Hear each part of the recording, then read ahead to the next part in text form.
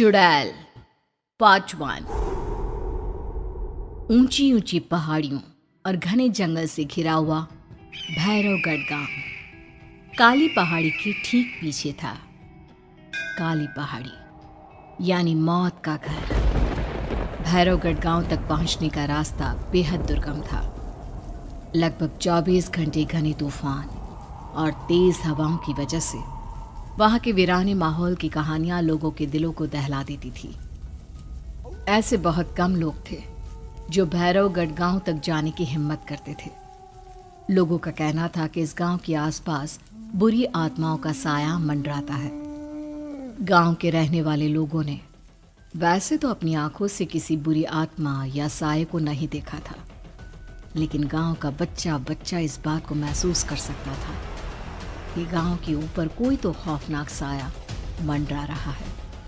और उसकी वजह ये थी कि उस गांव में जैसे ही कोई लड़का 18 साल का होता, उसके 18वें जन्मदिन की रात ठीक 12 बजे अकस्मात उसकी मौत हो जाती। हर बार ये मौतें बड़े ही रहस्यमयी ढंग से होती और इस बार सरपंच सुमेर के बेटे को 18 साल होने में अब बस 15 दिन बाकी थे।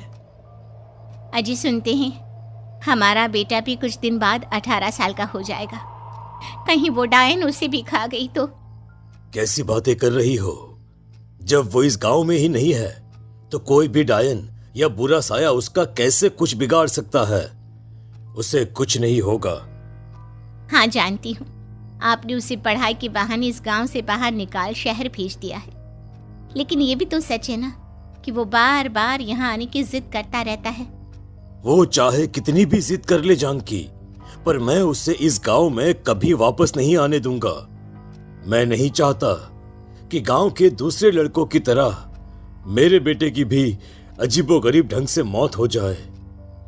कभी कभी तो लगता है कि हम सब गांव वालों को हिम्मत करके अपने गांव को इस बुरी आत्मा से छुड़वा लेना चाहिए।